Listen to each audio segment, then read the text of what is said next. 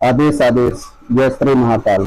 मैं योगी विक्रांत नाथ अवघड़ अपने YouTube channel तो भैरव विक्रांत नाथ भैरव का पालित तंत्र में आप सभी का स्वागत करता हूँ। श्रीनाथ जी, गुरु जी, पीर जी को आदेश, सभी सिद्धों को आदेश, सभी गुरुओं को आदेश, सभी गुरुपीरों को आदेश। साधक और साधिकाओं, आज मैं आप लोगों के सामने पर्चा बनाने वाली साधना देने जा रहा हूँ माता शीतला की। माता शीतला को कौन नहीं जानता है। ये अमुक अमुक जगहों पे मां मनसा के नाम से भी जानी जाती हैं, नाग माता के भी नाम से जानी जाती हैं।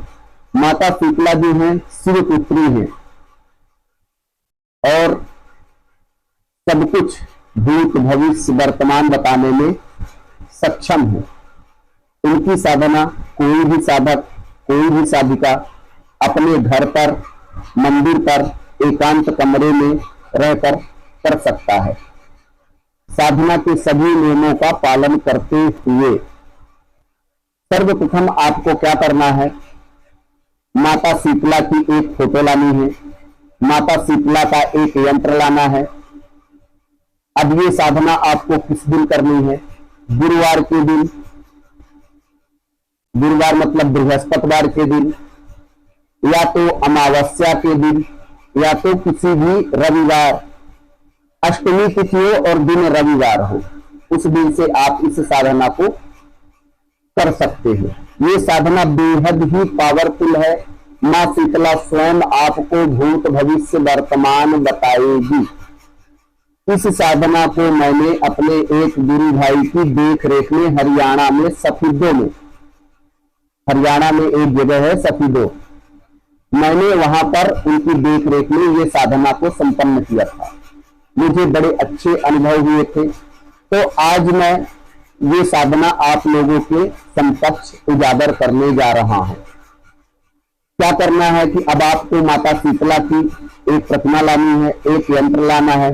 भोग में आपको क्या देना है? माता को सूखे पंचमेवे का भोग, पंचमेवे का भोग देना है, मीठे का भोग देना है। मां की पंचोचार आपको पूजा करनी है। पंचोचार पूजा मतलब सूक्ष्म पूजा। इस साधना को कोई भी साधक, कोई भी साधिका कर सकता है। जिसका गुरु नहीं है वह शिव को अपना गुरु मान सकता है, अपनी कुलदेवी को अपना गुरु मान सकता है, अपनी इष्ट शक्ति को अपना गुरु मानकर ये साधना को संपन्न किया जा सकता है। साधना काल के दौरान आपको तामसिक भोजन बिल्कुल ग्रहण नहीं करना है। ब्रह्मचर्य का कड़ाई से पालन करना है। इस साधना को आपको रात्रि में, मध्य रात्रि मतलब कह लीजिए 11 बजे के बाद आपको इस साधना को करना है। ये जो साधना है प्रथम चरण में 11 दिन, दूसरे चरण में 21 दिन और तीसरे चरण में 41 दिन। कभी कभी क्या होता है कि जैसे हम कोई साधना करते हैं, कोई तपस्या करते हैं, कोई जप करते हैं, तो प्रथम बार में वो चीजें अपने सामने नहीं आती हैं, तो उससे अपना दिल छोटा नहीं करना चाहिए, क्योंकि आप किसी बहुत बड़ी शक्ति को साधने जा रहे हो मित्रों। साधना काल के समय में साधक वही कहलाता है जो सभी चीजों को साध ले, वक्त के साथ चले, वक्त के विपरीत ना चले और सच्चे विश्वास, सच्ची श्रद्धा, सच्ची निष्ठा से ही साधना सफल होती है। इस साधना में कोई ज्यादा ढोंग धतूरा करने की जरूरत नहीं है, ये आप जान लीजिए।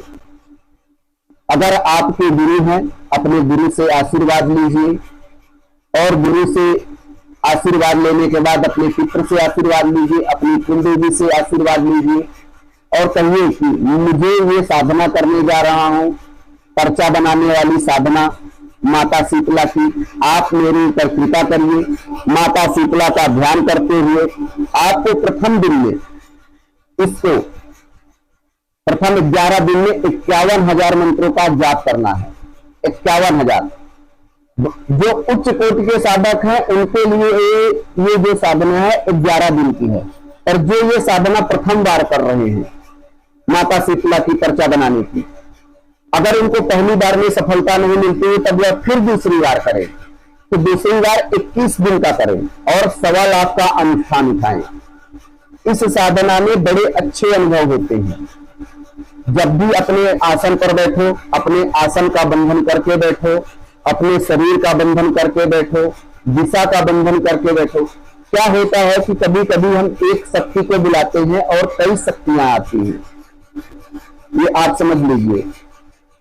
कभी कभी हमारा मन भटकता है, साधना काल के दौरान काम क्रोध बहुत आता है, इसलिए साधना काल के दौरान हमें कम बोलना चाहिए, एकांत कमरे में रहना चाहिए। जिस कमरे में आप साधना कर रहे हो, आप अगर मान लीजिए घर पे कर रहे हो या कहीं मंदिर में कर रहे हो, तो ऐसी जगह का चुनाव करिए कि आपके साधना में कोई डिस्टरबेंस ना हो, ये आप जान लीजिए। मंत्र को मैं बोल कर नहीं दे सकता हूं क्योंकि मेरे ऊपर कुछ पाबंदियां हैं। मंत्र को मैं डिस्क्रिप्शन बॉक्स में डाल दूंगा, वहां से आप लोग मंत्रों को ले लीजिए और इस साधना को करिए। साधना काल में अगर आपको कोई समस्या होती है, कोई दिक्कत होती है, मुझसे बेहिचक व्हाट्सएप पर संपर्क कर सकते हैं। बगैर पूछे कॉल मत कीजिए, आप लोगों से विनम्र निवेदन है, क्योंकि आप लोग कभी 11 बजे रात, कभी 2 बजे रात, कभी सुबह 6 बजे, कभी 5 बजे अगर मुझसे बात करनी है तो सुबह 10 बजे से शाम को 6 बजे तक मुझसे बात हो सकती है, क्योंकि मुझे और अन्य काम होते हैं। मुझे अपनी माँ की सेवा देनी पड़ती है, अपने परमपिता की सेवा देनी पड़ती है, अपने गुरुओं की सेवा देनी पड़ती है। जो थोड़ा बहुत समय मिलता है तो अपने यूट्यूब परिवार के लिए मैं ये साधनाएं लेकर आता हूं।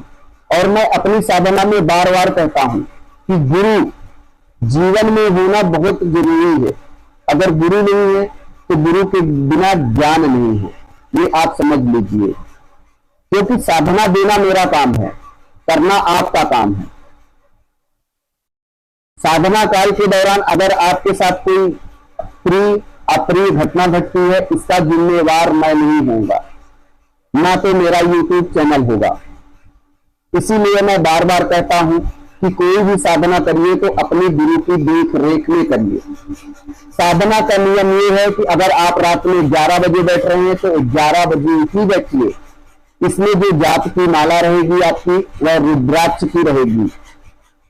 हो सके तो माता मनसा को 16 प्रकार का श्रृंगार जो होता है स्त्रियों का, वह आप मां को अर्पण करिए। मां की पंचोचार पूजा करिए और इस साधना को करिए। बड़े अच्छे अनुभव होंगे, बड़े अच्छे।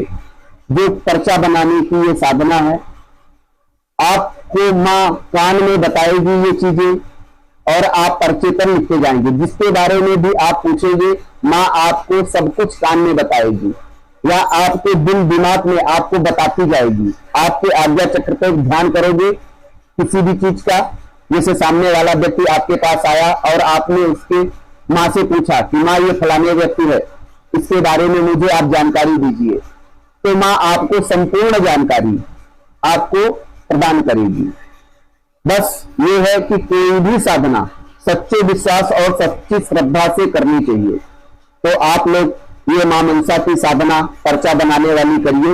इसमें कोई ज्यादा भोग भतूरा करने की जरूरत नहीं, बाकी तो सारा मैंने आपको बता दिया है। मेरे YouTube चैनल को आप लोग लाइक करिए, सब्सक्राइब करिए, शेयर करिए और अपना प्यार देते रहिए। आदेश। जय श्री महाकाल, जय श्री महाकाली।